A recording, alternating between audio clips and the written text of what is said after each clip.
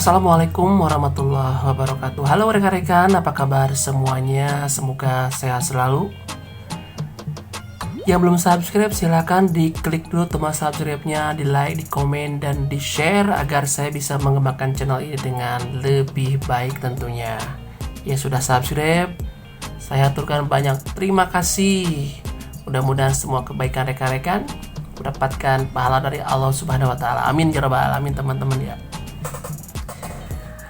Baik, pada video kali ini saya memegang sebuah perangkat handy transceiver dari ICOM, tipenya IC V80. Ini adalah sebuah radio yang bukan radio baru. Ini sekitar tahun 2012 mungkin ya, kalau saya lihat dari copyright buku manualnya. Ataupun rekan-rekan yang tahu kapan diproduksinya, silahkan tulis di kolom komentar ya. Kalau yang saya tahu ini tahun 2012-an ya mungkin ya. Jadi ini HT memiliki banyak penggemar ya.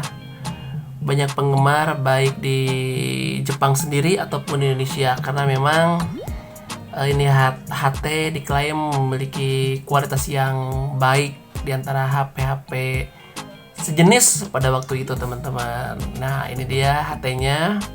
Tapi sekarang di pasaran ada HT V80 masih produksi ICOM, tetapi KW-nya ya, kita bisa dibilang KW-nya karena apa, dari segi harga pun jauh berbeda ya. Kalau V80 dari ICOM yang original buatan Jepang itu harganya bisa di atas 1,5 barunya ya. Sedangkan untuk pasaran bekasnya ada di kisaran 600-700 lah kalau saya lihat-lihat di OLX. Sedangkan untuk HT ICOM versi KW yang V80 itu dijual kira-kira seharga 650-700 itu untuk barunya. Tetapi yang namanya produk KW tentu banyak kekurangannya dibandingkan dengan yang original. Ya saya sarankan cari produk ICOM V80 yang original ya. Oke. Pada video kali ini saya ingin sedikit memberikan gambaran apa yang saya rasakan tentang keunggulan dari V80. Ya, tentu ini pengalaman dari saya, bukan sebuah penelitian ataupun jejak pendapat, tapi ini hanyalah sebagai pengalaman pribadi saya teman-teman ya. Tanpa mengurangi respek saya terhadap V80 dari ICOM, saya juga punya catatan-catatan sedikit tentang kekurangannya menurut saya teman-teman ya. Belum tentu kalau menurut teman-teman itu sebuah kekurangan, tapi apa yang saya rasakan bisa saja sama ataupun tidak ya, begitu. Oke. Yang pertama, kelebihannya yang saya rasakan memegang perangkat ini, kalau lihat dari tampilan fisik ya, tampilan lika-liku dari bodinya ini sangat kokoh kelihatan ya, sangat kokoh, juga sangat rigid lah, istilahnya rigid, wadal gitu ya kalau bahasa Sundanya mah, headed lah, mantap. Saya bandingkan dengan radio-radio Cina ya, ini bisa dibandingkan ya, walaupun memang tidak sebanding, tapi saya lebih ke bahan ya teman-teman, lebih ke bahan kelihatan ya.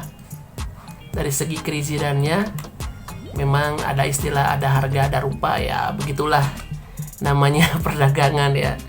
Kelihatan ya dari popung ini seharga mungkin 250 dibandingkan ICOM, dari bahannya pun terlihat berbeda teman-teman ya. Ini lebih rigid dan ini lebih rentan lah, lebih rapuh, kayak rapuh teman-teman ya. Itu yang pertama dari segi bahannya, dari segi kualitas bahannya. Baik, yang kedua, sekarang saya masuk ke kualitas audio. Jadi kualitas audio yang saya dengar dari perangkat IC V80 dia lebih ke medium treble ya. Ke medium bass. Walaupun semuanya tergantung dari lawan bicara kita, apakah menggunakan modulator ataupun preamp lagi, ngebass lagi ataupun menggunakan echo. Tapi saya ambil secara umum menggunakan perangkat handy talkie ya. Jadi suaranya lebih medium bass dibandingkan dengan yang lain. Saya ambil perbandingan aja teman-teman ya, walaupun ini tidak apple to apple, tapi saya hanya ingin membuktikan kalau memang audionya berbeda. Oke, akan saya buktikan rekan-rekan ya. Saya menggunakan radio HT untuk memanggilnya.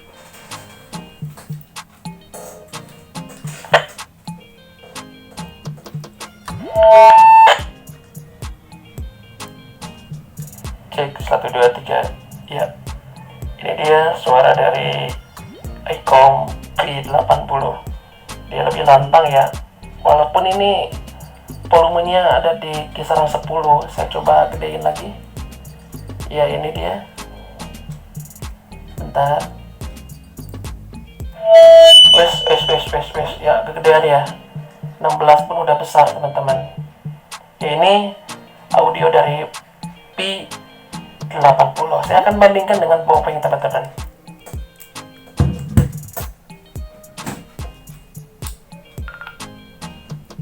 Ya, ini Bopeng. Ya, seperti ini ya. Suaranya lebih cempreng. Ini lebih ke medium treble. Ya, seperti ini. Ini hanya sebagai perbandingan aja teman-teman ya, walaupun kurang kurang apple to apple, tapi setidaknya rekan-rekan biar lebih terdengar perbedaannya. Oke, itu yang kedua ya, kelebihannya dari segi modulasi. Yang ketiga, dari segi kepekaan teman-teman. Saya akan pergunakan radio ini juga sebagai bahan perbandingannya ya. Tadinya tadi saya mencari radio Alinco, tapi kebetulan lagi di luar. Akan mencoba bagaimana tingkat kepekaannya ya. Saya akan masuk di frekuensi yang sudah digunakan teman-teman. Ya, di sini kayaknya banyak rekan-rekan yang sedang berbicara.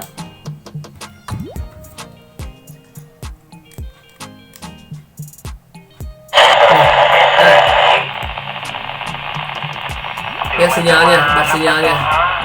Satu kalau yang ini 4. Perhatikan ya.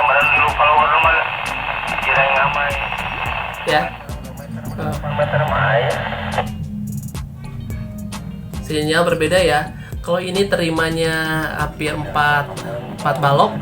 Kalau yang ini cuma 1. Perhatikan. Kelihatan ya. Baik.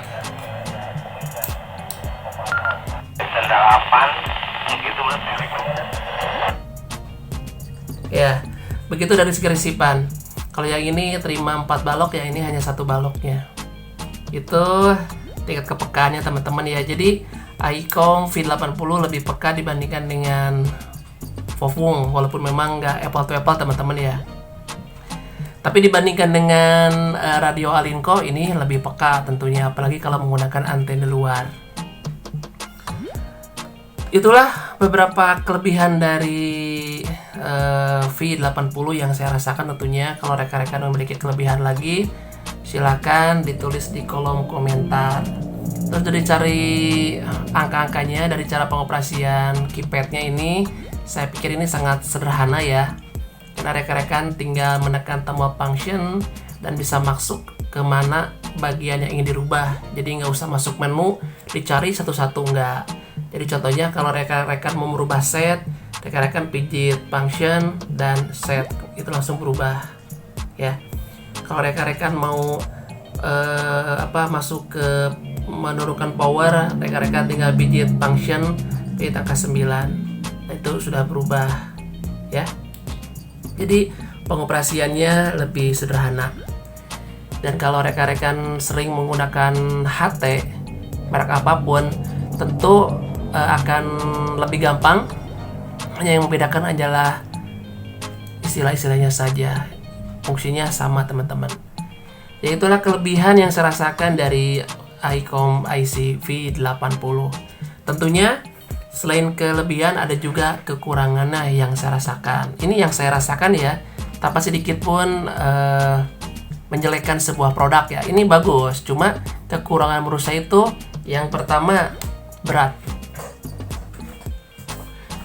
Ini teman-teman memang bentuknya rigid, enak dipegang, cuma dia memiliki berat yang lumayan. Jadi maksud saya kalau dibawa-bawa ke tempat yang jauh, dipegang tangan ini lumayan agak berat, pegel nanti ya, apalagi kalau digunakan oleh perempuan ya, oleh ibu-ibu, tentunya akan membuat tangan agak sedikit pegel. Terus kalau disimpan di sabuk celana, ya ini rentan melorot ya. Kalau celananya kedodoran ini bisa melorot karena lebih gede. Disimpan di celana pun ini gak nyaman teman-teman ya. Di celana gak nyaman, nyamanan yang ini lebih kecil ya, lebih simpel beratnya. Lihat perbandingannya ya. Jadi ini kekurangannya menurut saya berat. Itu yang pertama. Yang kedua, kekurangannya menurut saya ini tombolnya kecil nih. Nah, dua tombol ini, moni sama power ini kecil banget. Ya, memang bisa pakai kuku, pakai jari digini bisa, nggak masalah. Tapi kenapa masih kecil? Kalau menurut saya daripada tombol di sini, lebih baik di atas aja power on off-nya, kayak gini lebih enak kan? Lebih nyaman ya. Terus bermasalah juga, bukan bermasalah sih, agak sedikit ribet kalau kita masuk ke inisial settingnya. Kita harus menekan tombol atas panah sama ini power secara bersamaan, ataupun moni sama ini usaha bersamaan. Ini agak susah teman-teman ya, apalagi kalau jarinya gede-gede kayak saya, ini sangat menyulitkan. Tapi bukan sebuah problem, tapi langkah baiknya ini tombol agak digedein aja. Kalau moni taruh di sini satu moni ya, kalau powernya taruh aja di sini. Kenapa meski nyempil di sini? Ya langkah baiknya ini di atas aja. Terus yang selanjutnya kekurangannya teman-teman, kalau menurut saya nih, ini tulisannya agak membingungkan, bentuk hurufnya aneh-aneh. Coba lihat ya. Saya masuk ke bagian set aja. Oke, lihat huruf-hurufnya. Tuh ya. Tuh. Ini TX on, ini L1G on. Ini jelas, ini jelas, ini jelas. Ada aja banyak huruf-huruf yang gak jelas. Nah, ini nih. TTPNN apa gitu. Jadi penyikatannya itu nggak susah ditebak tuh, ini apa tentang apa gitu ya. Coba perhatikan. Tuh, huruf-hurufnya nggak aneh-aneh gitu. DMTT gitu apa? Penyikatannya tuh nggak enak buat ditebak-tebak, malah membingungkan. Betul tulisannya bingung. No. Apa lagi ini?